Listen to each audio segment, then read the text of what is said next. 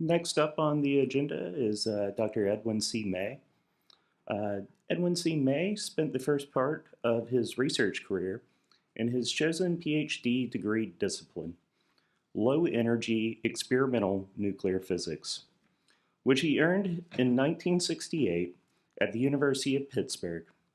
His dissertation was nuclear reaction studies via the reaction on light nuclei and the reaction on medium to heavy nuclei. Before leaving this career in experimental nuclear physics, he had published 10 papers in the peer-reviewed physics literature, including his report on the first measurement of the single state of the deuteron, which appeared in the prestigious journal Physical Review Letters. Dr. May became interested in serious research of psi phenomena in late 1975 when he joined the ongoing U.S. government-sponsored work at SRI International, formerly called Stanford Research Institute. In 1985, he became the program's director, and in 1991, he shifted the government parapsychology research effort to Science Applications International Corporation.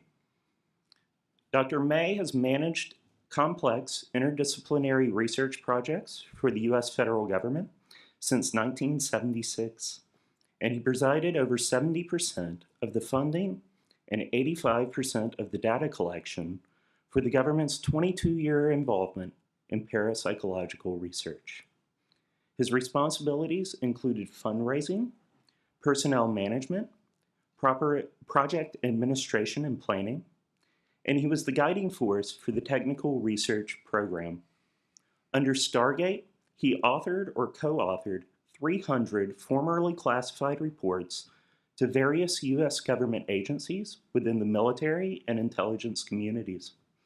His association with government-sponsored psi research ended in 1995 when the program, then called Stargate, was closed by the U.S. government.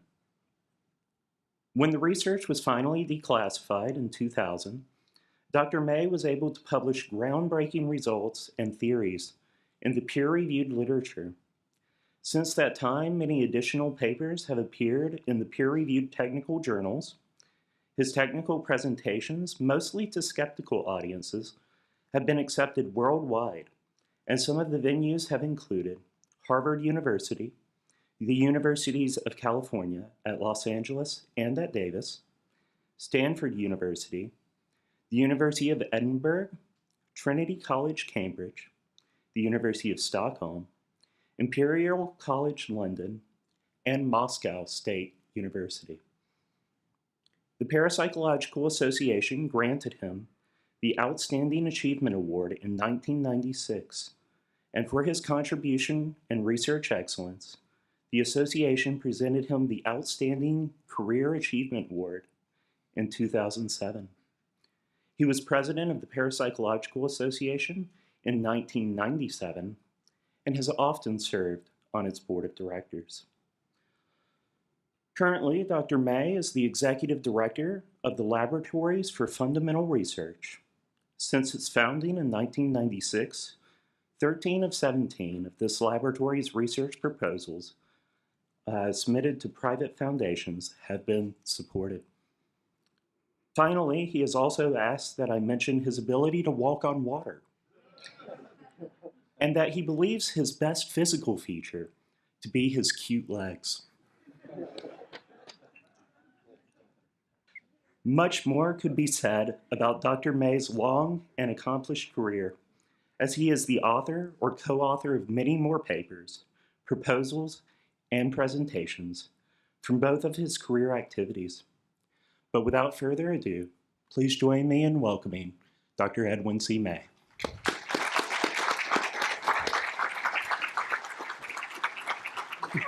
Thank you. Can you hear me? Is the mic behind my back on okay? Yeah, great, thank you.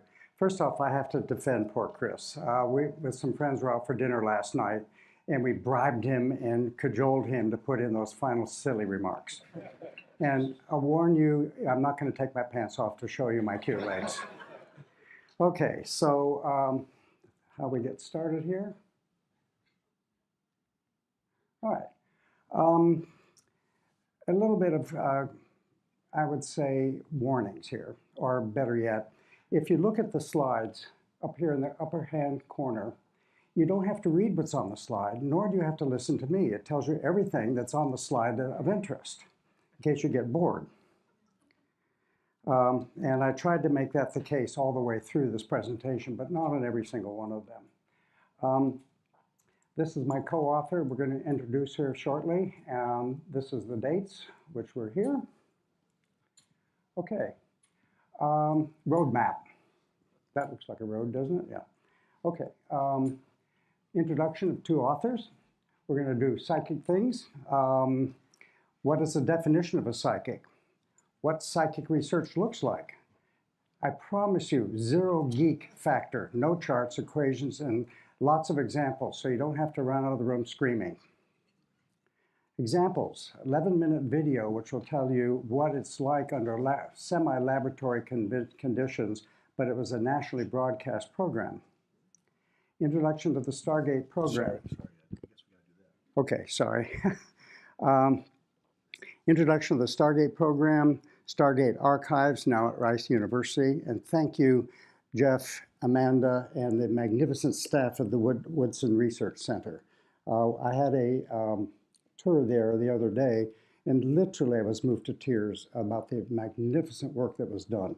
I couldn't have done it. I don't even know how you pulled that off, but you did. And thank you very much. Okay, spying and other examples, and some stories about the Russians, and some Q&A at the end of this. Hold on, buckle up. Okay, guiding principle. With all due respect to those who really know how to talk Sanskrit, this is Ano Badraha Kratavo Yantu Vishvataha.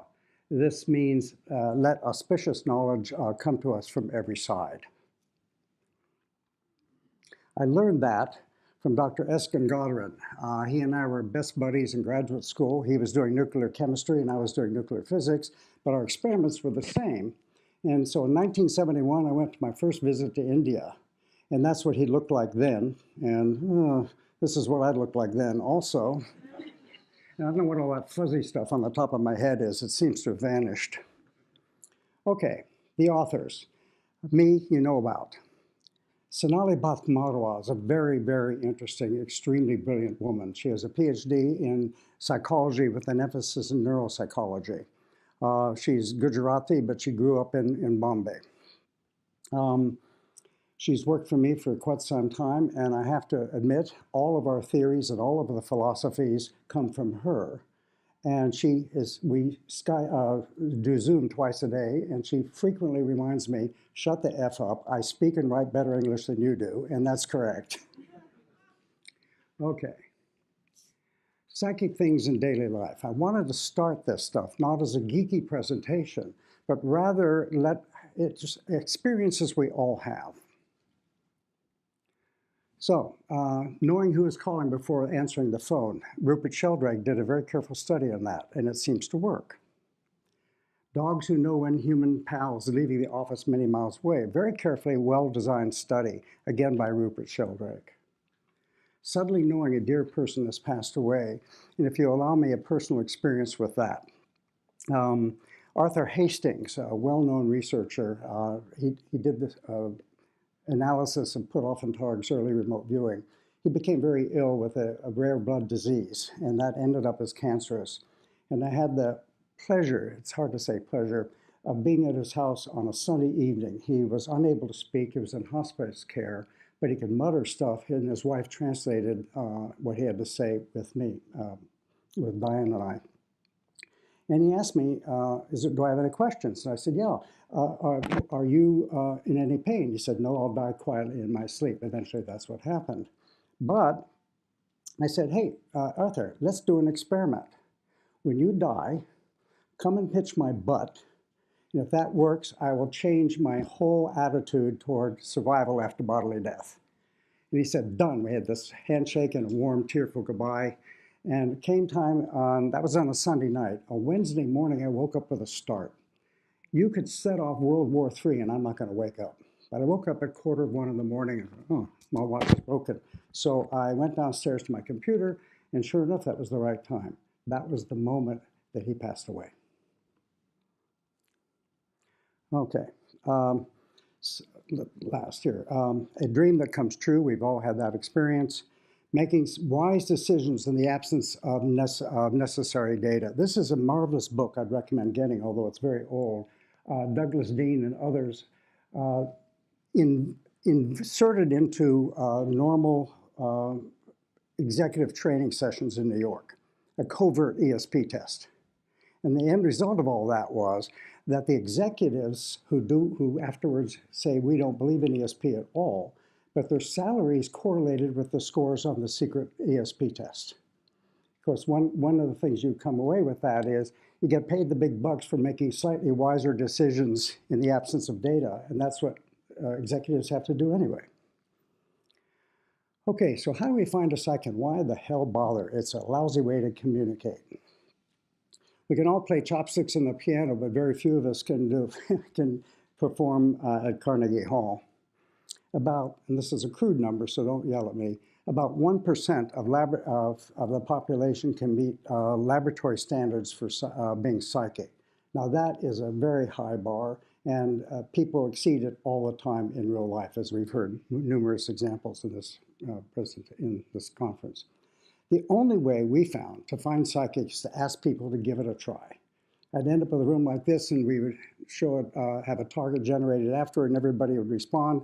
And for technical reasons, that's not a valid thing to do, but we take the 10 best and bring them into the laboratory and study them, and that's how we found some of our really top remote viewers. Okay, understanding psychic phenomena might, and the emphasis might, inform us about how we humans are related to each other and to the environment. It might teach us more about how our brains work. It may answer the questions we humans have been asking ourselves ever since we could scamper down from the trees, even though some of us haven't quite made it down the trees yet. We're still working on that. But these are very, very important questions. It's not clear that this phenomenon that we're all interested in this room will answer any of these questions. But as Chuck Honerton said once, it at least puts tools in our toolbox that hopefully somebody in the future will help to answer these really important questions.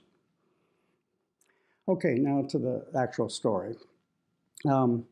A psychic can obtain information without any of the known 5 senses. And I think many of you know we all have more than 5 senses, echolocation and magnetic field sensing and so on, but focus just on the 5. We define our problem as an atypical perceptual ability, the acquisition of non-inferential information, and that's an important point, and that's why I've emphasized it, arising from a distant point in space-time. There are other names that are used for the same phenomena. We call it nowadays informational psi. The issue here is if you are trying to outguess the stock market and you go on looking at technical analysis, that's not non-inferential information. So that's what I mean by non-information. Okay. This is a 11-minute video. That's Joe McMonagle in the upper corner. He was invited by ABC on a program that went away fairly soon, I'm afraid, called Put to the Test. And it's a real-time remote viewing. You'll see how it works in the laboratory. They spent $150K on this single example, and I trained the person who you'll see here in Houston pick the targets. So here we go. Extrasensory perception, ESP. We've all heard of someone who says they have it, and scientists from around the world have spent decades trying to explain it. Well, you're about to meet a man who claims to possess this extraordinary ability and has allowed us to put him to the test.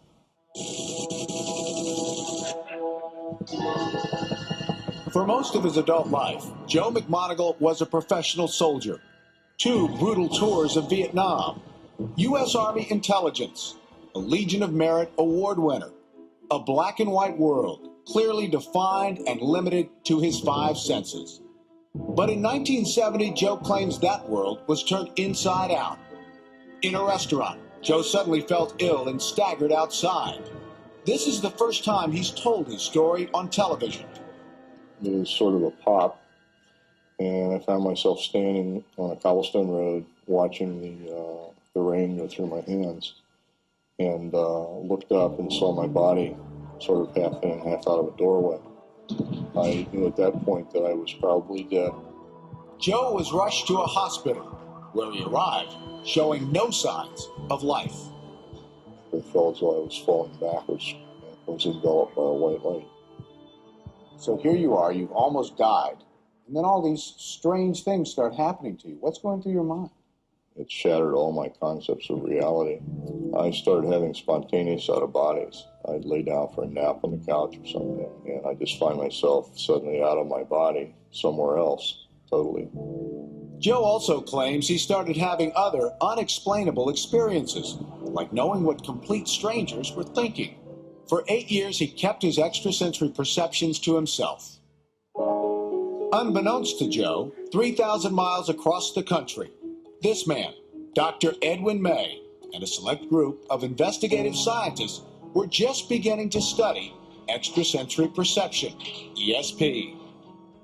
When I first got involved with this, I was very skeptical. I said, if this is real, it's critically important. After 20 years, I've come to the conclusion something interesting is going on. How do you study ESP in the lab? Well, scientists developed an experiment called remote viewing. The person being tested is placed in a closed room. A researcher then goes to an unknown location, and the subject is asked to use ESP to draw what that researcher is seeing. Over the past 20 years, Dr. May has conducted thousands of these remote viewing experiments. In 1978, he started testing Joe McMoneagle, and Dr. May claims Joe has drawn scores of unknown sights, 50% of the time with remarkable and unexplainable success. In one of his best hits, we had a person that was in the administration building at Lawrence Livermore Laboratory, and all Joe drew was the laboratory, a perfect plan view of what this laboratory looks like. The interesting thing is, Joe's never been to Livermore, and this person could have been hiding anywhere in the entire continental USA. We've looked in the laboratory to figure out what's special about Joe. We've looked medically, neurophysiologically, physically, behaviorally, in every way one can look at a human being, and the good news is Joe is boringly normal like the rest of us. But what we are proposing is that there is a sixth, an additional sense, that is responsible for what Joe does in the laboratory and in the real world. Does Joe McMoneagle actually have a sixth sense, a sense which cannot be explained? To test his abilities, we flew him here to Houston, a city to which he's never been. For Joe, it would be like finding a needle in a haystack. The needle, a random location. The haystack, the 5,436 square miles that make up Greater Houston. We hired a movie location scout who spent 5 days finding a wide variety of distinct target sites. I think all of them have dramatic Houston elements with very defined architectural styles. And, one of the things that I did not want to do is repeat any common denominator. I did not want there to be two archways. I didn't want there to be two triangles in the visual. Following Dr. May's scientific protocol, the producers reduced the hundreds of possible sites down to 4. A life-size treehouse on the George Ranch. A visually dramatic portion of the theme park Astro World. The Ship Channel at the Port of Houston Authority. And a famous local landmark, the Water Wall. Without Joe's knowledge, those locations were photographed and placed in numbered envelopes at our downtown headquarters. We hired Officer Bill Baker of the Houston Police Department to retain custody of those envelopes. With Joe McMoneagle sequestered in a windowless, soundproof room, we placed the 4 numbered envelopes in an adjacent room. To choose our final location, Julie Wiesen, a local marketing executive, was asked to roll the dice. So the number is 2. So, Officer Baker, why don't you take envelope number 2? For the test, we selected Jessica Miller from the Houston Visitors Bureau to be what the scientists call the target person. Inside envelope number 2 was the photograph of the Houston Ship Channel. It would be Jessica's job to go to the target site and carefully observe every detail. In theory, through ESP, Joe might actually be able to see the location through Jessica's eyes. We would simultaneously record both Jessica and Joe. So while they drove, Joe began what he calls his cool-down period, similar to meditation, clearing his mind of all outside distractions. After 30 minutes, it was time for our test to begin. I had no knowledge of any of the locations.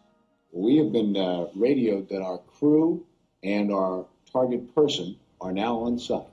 So I'm going to show you a picture. This is our target person. Have you ever seen her before? No, I've never seen her before. Describe for us the environment that she's in. For television purposes, we've condensed the 15-minute session. Remember, these are the 4 locations in the envelopes. But all Joe knows is that the location is anywhere in Greater Houston. First impression I'm getting is kind of I'm going to call it a river for lack of a better name. My sense is that it's both natural and man-made. So there's probably been something done to this river. It's been dredged or seawalls, formal walls have been put up of some kind. I didn't know it, but within moments, with just a few strokes of his pen, Joe had eliminated not only our 3 other locations, but the infinite number of possible sites around Houston. Now the question became, how detailed could he get? Many vertical lines that are perpendicular one to the other, but the horizontal lines seem to have curves to them. And the actual target itself is more up on an incline. Remember, at this moment, Joe is attempting to see what Jessica is seeing. Now she's looking up. So there's something tall at the target. Keeps looking up at it. I want to say there's like a bridge nearby. My sense is the bridge isn't meant for traffic, it's meant more for people. As you're going through this process, is this confined just to visual? Some of it's visual, but some of it's also hearing or smells or taste or just sensations. Towards the end of Joe's session, a huge cargo ship docked right in the middle of our location, dramatically altering the target site.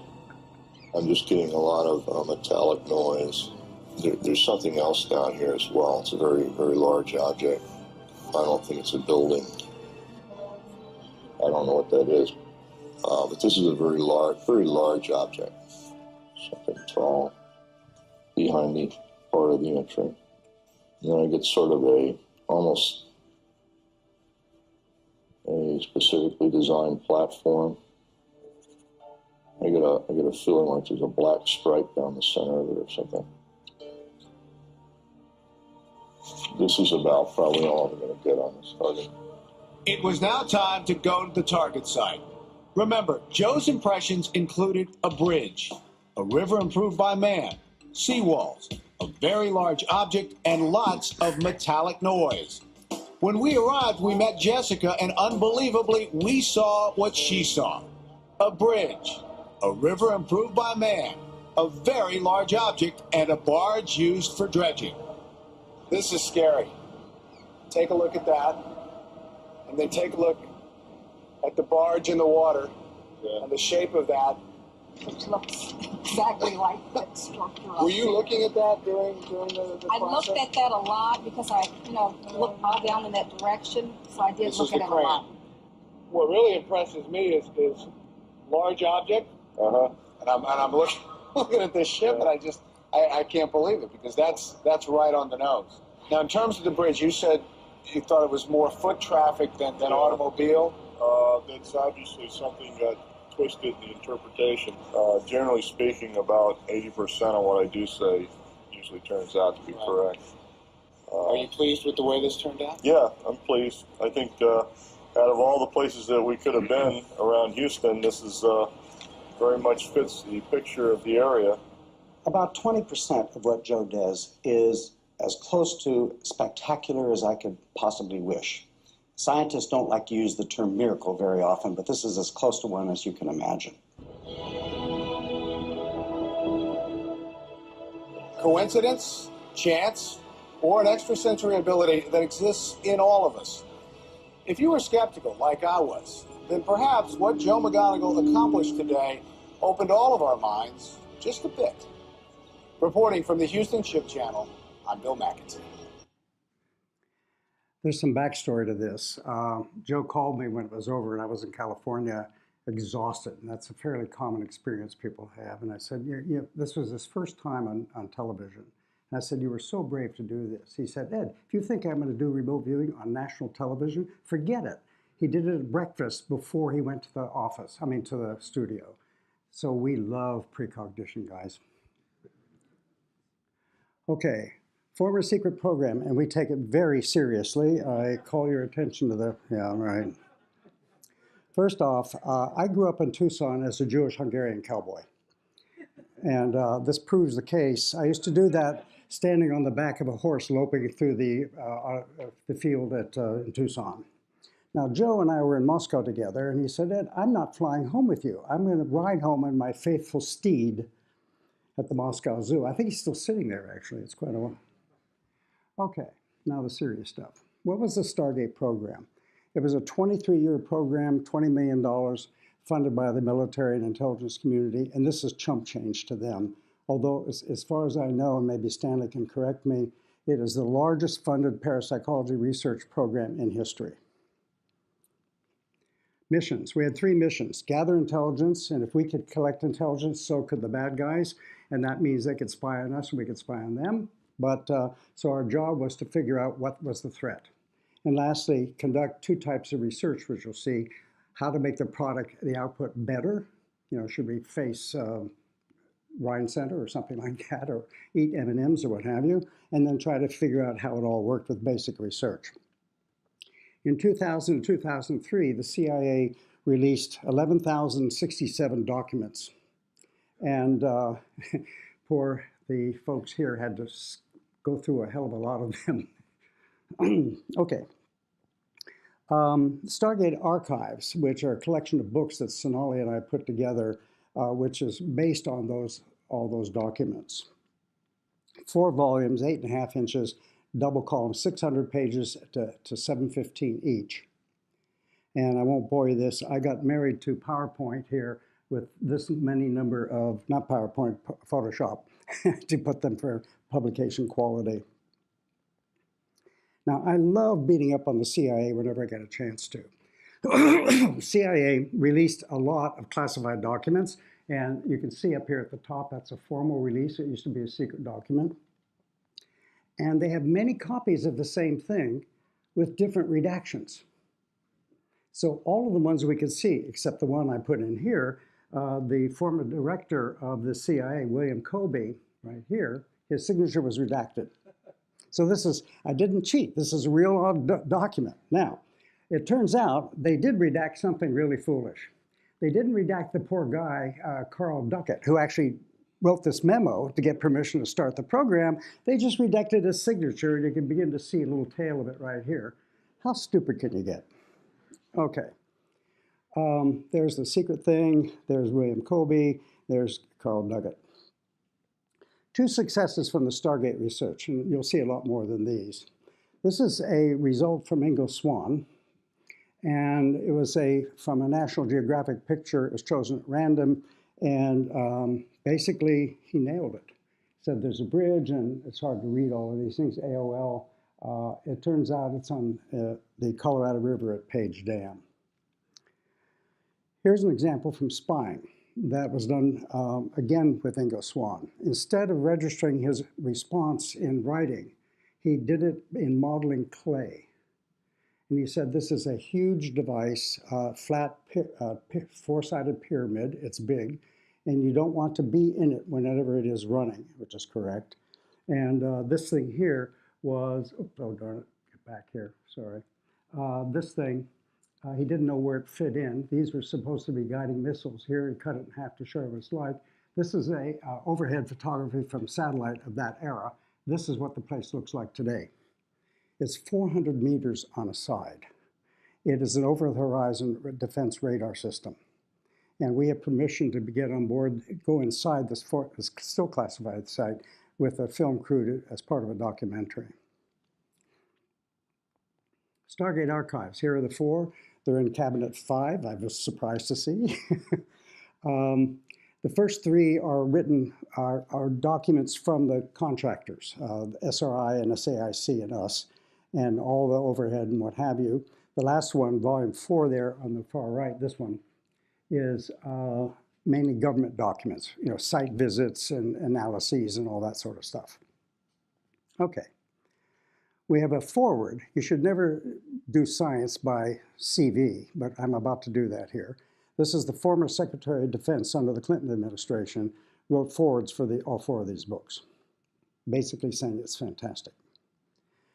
Some of you may know Richard Broughton, very well-known researcher from the Rhine Center, now living permanently in the UK.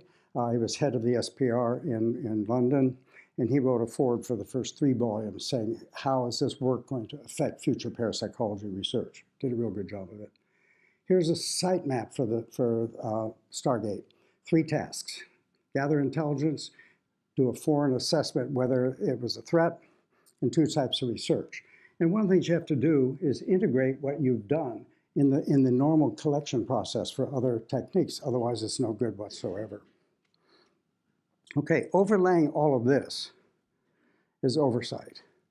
We had more oversight than a test dummy at a dentist convention. I usually rephrase that with another orifice, but I'll leave that alone here. And overlaying all of that was this. I spent more time in Washington on my knees begging for money and keeping the program alive rather than doing my job. ESP is real and it is useful. And it bothers me a little bit. I hear people say, well, precognition, it's interesting if it's real. And I'd like to go toe-to-toe with anybody who said that, because it is real and I can verify it with statistics in any way you like. Not mine, Jessica Utz, former chief statistician of the entire United States. Okay, we did spying missions, 504 separate spying missions that required nearly 2,900 separate remote viewings by the military and SRI people to accomplish these missions. Those were spread out over 19 different alphabet soup agencies, CIA, DIA, FBI, and so on. Well, the FBI shouldn't have been doing it, but we had one. And of those, 17 of those original 19 people, including the CIA, came back with additional missions. I won't bore you too much with the chart, but what this tells you is these alphabet soup agencies. There's the CIA. CIA came back 41 times, different missions. And the all-time record was a place in the Bay Area with a joint task force. They were charged with drug interdiction at the end of the Cold War. They came back 172 separate missions. And their job asked us, where can we pick up a boat loaded with contraband, cocaine or whatever, 2 weeks from then, and the West Coast in U.S. territorial waters? We were mighty good at that job.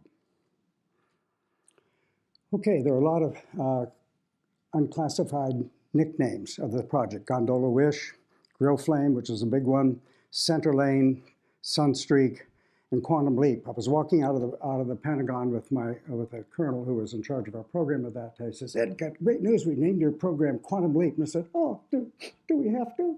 He says, why? Quantum Leap progress is the smallest possible progress above absolutely none. I hate that name. And he said, okay. And thus was born Stargate. Now, I had a program from Huntsville, Alabama. We used to, unfortunately, call it Hunts Patch, but anyway, they gave me a lot of money to conduct a random number generator experiment. And the program director there was going to Washington, this is long before PowerPoint, with a cover slide to introduce the topic. So he told people it's Grill Flame and it involves remote viewing. They came up with this.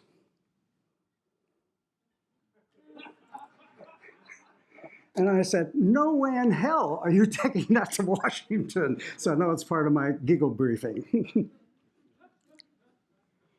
Okay, Stargate brief history. It's really brief. SRI International from those years, $17 million worth of spending. And the whole program deserves the undying value and appreciation for Hal Puthoff and Russell Targ for beginning this program. They did things that I could not do. So I joined the program later. All the data was, research data was declassified in 1989. And we had, as I said, more oversight than you could imagine. But here's the interesting part to me. This is a tiny program in this kind of circle. Really? Well, why is it President Carter, Vice President George H.W. Bush, and so on, all these big names, knew about our program, had been briefed by the program director, Dr. Jack Verona, and approved what we were doing? That's amazing to me. I don't know how the hell that happened. It shouldn't. I mean, that would be for a $5 billion program or something like that, not ours. Some accomplishments. A fundamental tested model of how psychics experimenters, a model of psychic experimenters, sorry. Thermodynamic model about how precognition might work. Characterizing ESP transmission. A research methodology to elicit high-quality psychic phenomena nearly on demand, called remote viewing. A host of practical applications of psychic phenomenon. Here's some stuff that didn't work. Develop a valid remote viewing training procedure, and so on. You can read that better than I can. The bottom one there was not effective in educating government personnel proper protocols on how to use this stuff. And that was really frustrating. You're laughing. Okay. Here's a few examples. Again, I focus your attention up here. Joe McMonagle, we did a lucid dreaming experiment. And this is just one trial. Physicists like to say, oh, it's just our typical best ever. Joe can do lucid dreaming. I'll remind you briefly about what a lucid dream is. It's not just vivid. You become aware in your dream that you're actually dreaming. And I think most of you all know that. And you can actually wiggle your eyes. And so by monitoring that, you can signal the waking world that you're dreaming. So the way this trial works, we tell Joe McMonagle, by the way, did this. When you have a lucid dream, signal us, get out of your dream, and go in the next door laboratory, and you'll find an envelope on the wall, open the envelope, study the photograph that's in that, return, wiggle your eyes, and we'll wake you up. Okay, we did all that, and before he drew all this for us, he said, you know, I did everything you said. I went into the lab, and I couldn't find that damned envelope. He says, but I realized I'm dreaming. I kicked my heels together, and I said, I want to go to where the photographer stood who took the picture that's in the envelope I can't find. That's what he did. Whether he did, who knows. So I've translated some of the scratches so you can read it more confidently. Key mountain, barn, or large cabin, shadow mountains, trees, and so on. Path, American Rockies, or maybe Alps. I think it's the Alps, actually. Okay. The envelope picture he couldn't find was that. Now, I'll tell you, I couldn't draw it that well looking at the damn photograph, let alone by being psychic. So I said to Joe, hey, you're really slipping, pal. When you're done with this, you missed the bloody car. Okay. This isn't actually spying, but it's leading up to spying. We were asked, can you use remote viewing to detect directed energy weapon systems? And we did so with 3 trials. The funder was AFTAC, Air Force Threat Assessment Center. They gave us $50,000 for each single remote viewing. They were really serious about this. And this is part of what Joe drew, 6 by 4 centimeters. And this thing, if you know anything about microwaves, this looks like a microwave guide. Wrapped environment, measurement of shock waves, and actually this thing here looks like an antenna, actually. And wavefront emitter. General effects test and overall evaluator. This was what was called Project Rose on the grounds of Sandia National Laboratory. It's a microwave generator in a wrapped environment, and that's what this thing looks like. And they were doing destructive testing of electronics to see whether these microwave beams would destroy the electronics. Now, I did something after the fact. I measured, whoops, darn it, wrong button, sorry. I measured this angle, and that turned out, probably by accident, the beam spread angle of that device, for whatever that's worth. Here are some more spine examples. This was, I think, Ingo. He was given the geographical coordinates, which is the way he liked to work. And that's the site from Google Earth. That's the coordinates. And he said there's a river, there was a river, there's an odd-shaped building. He said there's a city northwest of this particular place, and sure enough, there was one. That's shrug your shoulders. Here's another one by, again, Ingo, I think. Instead of registering by drawing and writing, he cut out construction paper and glued it on a white background. This was an air base in Persia, Iran.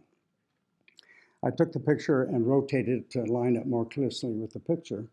And sure enough, that worked out pretty well. You can see it yourself. There's the coordinate system. There's the runway. Not bad. But this is the best, the next one.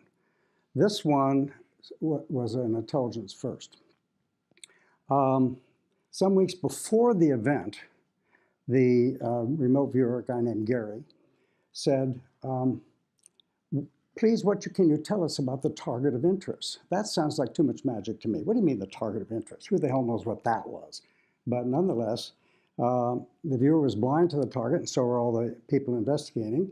An event of interest, no further information was given. A few days later, after the event, the viewer again blind targeted on event of interest. That's what it looks like there. And here's what Gary drew. He says, whatever's going on is like Roman candles going whoosh, whoosh, whoosh. It turns out, which I didn't know, if you set fire to plutonium, not blow it up in a bomb, it does exactly that. And the folks at the proper agency gave me this picture of when they did set fire to some plutonium. And that was the first. We knew then, as a result of this remote viewing, that nuclear airdrop test failed. Okay. Another one. Hella Hamid, a magnificent artist, photographer, did this for a site in Nevada. It was a rocket test site, a static rocket. She knew nothing about rockets. All she knew about was steam engines. So she said it's a steam engine on a track, and there is makes a lot of smoke, and rain-making machine, which is there to cool down the rocket engine. Now, I need to have a show of hands. I'm about to show you something that the CIA has never asked me, has enjoined me never to tell anybody, but I'm breaking the rules. Will you all promise not to tell anybody about this? Hands, oh, come on, guys. You can raise your hands. Thank you, thank you. Okay. This is a theoretical physicist with powers of ESP stealing a thought experiment from a colleague. The Russians. Stan will appreciate that picture. That's St. Basil's at the edge of Red Square. This guy is General Alexei Yurovich Savin. He ran the Russian remote viewing program, and you'll see more about that here. I got to know the guy after 20 years, and we're good friends now. And I said, hey, Alexei, how the hell can you stand up with all that metal on your chest without falling and breaking your nose? This is what he looks like now. He has 2 PhDs, one in philosophy and one in mathematics. This guy is no slouch. He had 120 remote viewers at the height of the war spying on us. And when Joe McMonagle and I went to visit there together, these were some of the remote viewers. Now, what was really interesting, this was a 2-day conference we had. This guy was present. I had no idea. I was not introduced to him. He was there all the time. Ugh. Okay. Some remote viewers. They get weapons training. They get hand-to-hand combat training. These are remote viewers, damn it. They had to do all through this stuff. This is Elena Klimova. She was a major in the Soviet Army, or Russian Army, actually. And I had a chance to work with her and Joe at the same time. They did remote viewing on the same target, and I was in charge of it all. She is ever much as good a remote viewer as Joe McMonagle is. And she has on her chest a medal. This is what that medal looks like. It is to demonstrate you are members of the really secret remote viewing spying group in Russia called romantically 10,003. So this means, I think Stan can correct me, but this means general staff. And they reported to the director, general staff in the military there, and that's equivalent to our chairman of the Joint Chiefs. Very high profile. There's Alexei and me in 2015. This guy is Boris Ratnikov, general at the KGB. He was head of the security detail for Yeltsin, and he would change Yeltsin's travel plans based on psychic information. He has a great sense of humor, which I won't bore you with. You don't expect KGB guys to be funny, but he's a stitch. Here we are. This is Angela Ford, one of our best remote viewers. This is Vyacheslav Ivanovich, and this guy is General Nikolai Sham, who wrote the foreword. He was second in command at KGB, and he wrote a foreword for one of our books, ESP Wars. This guy is a very interesting character. His name is Tofa Dadashev, and he was the chief psychic for the KGB during the Cold War. He is magnificent. He has a business now, making a ton of money actually, doing psychic stuff for business people in Moscow. He's Azerbaijani. I met him about 5 years prior to this, and we got along really well. He hates the media. I hate the media. He doesn't think PK is real. I don't think PK is real. So we really resonated very well together. And so when Angela and I were there in 2015, he said, "I'll tell you what, Ed, I know I hate the media, but if you're doing a documentary, I'll do whatever you want." So he stands by for that. And what's interesting, he brought his son. So there were his son, Angela, Victor Rubel, and me, 4 of us for dinner. And at the Four Seasons Steakhouse right outside from Red Square, the meal probably cost $1,000 US, and he would not split it with me. He insisted on paying the whole thing. And I said, "Okay, when you come to the US, I buy all the meals." And he said, "Agreed." This is Yuri Golyayev. Stan will know who he was. He was former head of the Russian Academy of Sciences. He speaks quite fluent English. I met him 10 years earlier than this picture. He is an acoustic scientist, and he told me that every single mobile phone on the planet has his invention in it. And I said, "God, you must be really rich." He said, "No, the Soviets hold the patent, sadly." But I told him about our work in entropy, and I won't bore you with the details of that. But he invited me to be in his laboratory for a year to figure out how to use that and build literally a chip, a solid state chip that is psychic. And I would have loved to have done that had it not been for the language difficulty it would have happened. There we are, drinking too much stuff, as very common, Angela and I. These are the 2 books. The only book I'd recommend you really buying is this guy. It's $5 on Kindle, and it's got very funny things in it, and it also tells you the history of some of the remote viewing during the Third Reich era. And this is a version of it in Russian. It says, instead of ESP Wars, it says Psi Wars, West and East instead of East and West. And I translated this for a history of the accounts of eyewitnesses. It's a nice book. And we were there to promote it with a huge audience, and Angela and I kept being billed as CIA spies. No, don't bill us that in all the public media, which they did. Now, one thing that's really interesting from an experiential point of view, the whole talk was in Russian, and I had Olya here, a close friend of mine. She works for an American company, totally fluent in English, and this is Victor Rubel doing that same thing for Angela. And when it was all over, I asked Olya, "Do you know what you were telling me?" And she says, "Absolutely not. Russian in here, English out here, without any cognitive awareness." And to me, that's more interesting than anything I've heard in this conference so far. How the hell can you do that? Well, it's sort of like if you're typing, you need an L. You don't think, well, I got to push this finger down. So it's something related to that, I suspect. This was at Christmas time in Moscow. If Vladimir Lenin could lift his head over his body and just look to his left, he would have seen this. I don't think he would have been a happy character. This is the Duma, and that's what this says here in Cyrillic. That's the lower house, and he would have been surprised to see a Christmas tree there. This is a very important picture. I don't know how many of you recognize this building, but it had a horrible reputation. It was originally called Lubyanka, which was the KGB headquarters and prison. Once in, never out.